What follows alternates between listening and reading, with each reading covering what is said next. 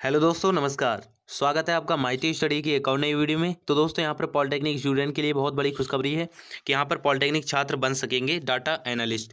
तो यहाँ पर हम डाटा एनालिस्ट की बात करते हैं। तो उसकी पूरी डिटेल आज की वीडियो में जानेंगे, क्या होता है डाटा एनालिस्ट। तो बेसिकली हम इसके बारे में बताना चाहें तो यहाँ पर डाटा एनालिस्ट को हम डाटा माइनर्स के नाम से भी जानते हैं और डाटा साइंटिस्ट के नाम से भी जानते हैं। इसके क्या क्वालिफिकेशन होनी चाहिए और किसकी ज़्यादा नॉलेज होनी चाहिए और इसका किस एरिया में ज़्यादा मतलब जॉब के ऑप्शन रहते हैं और कैसा क्या है सैलरी वगैरह पूरी चर्चा करेंगे। तो उससे पहले इस अपडेट को जानते हैं। तो दोस्तों, यहाँ पर बताया गया कि पॉलिटेक्निक स्टूडेंट के लिए कि स्टूडेंट इंटरनेट के बढ़ते इस्तेमाल व इंफॉर्मेशन टेक्नोलॉजी के कारण डाटा का जो दायरा है वो बढ़ गया है। इसका सही विश्लेषण किसी भी बिजनेस को नया आयाम दे सकता है। इसलिए डाटा एनालिस्ट की मांग कंपनियों में काफ़ी तेज़ी से बढ़ रही है। तो इसी को देखते हैं यहाँ पर तो बताया गया कि पॉलिटेक्निक छात्रों को आगामी सत्र से डाटा एनालिसिस की बारीकियां सीखने का मौका मिलेगा।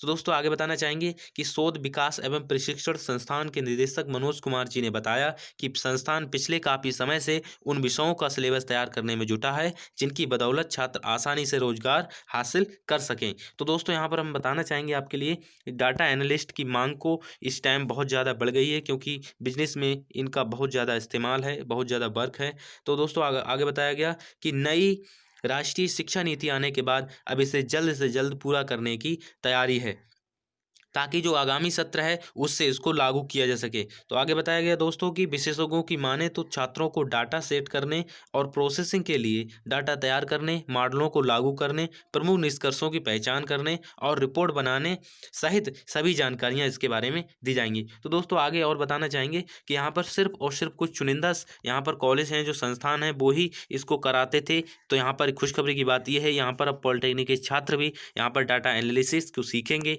और इसके माध्यम से जॉब को प्राप्त करेंगे। तो यहाँ पर कई निजी कॉलेज थे वो ही कराते थे। तो यहाँ इसमें बात करते हैं कि डाटा एनालिसिस में डिप्लोमा हासिल करने के बाद डाटा एनालिस्ट, इंफॉर्मेशन एनालिस्ट और इंफॉर्मेशन ऑफिसर और डाटा ऑफिसर और सॉफ्टवेयर टेस्टर, सपोर्ट एनालिस्ट और बिजनेस एनालिस्ट जैसे पदों पर जॉब मिलनी तय हो जाती है ये डाटा एनालिस्ट करने के बाद। तो वर्तमान में कहाँ कहाँ ये सिखाया जाता है? तो वर्तमान में मांग बढ़ने के बावजूद सिर्फ बेंगलुरु, हैदराबाद, पुणे के ही चुनिंदा संस्थान इसका कोर्स कराते हैं।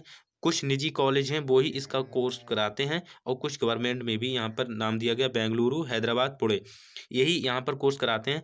तो सबसे बड़ी खुशखबरी की बात है, यहाँ पे पॉलिटेक्निक स्टूडेंट को इस कोर्स को सीखने का मौका मिलेगा।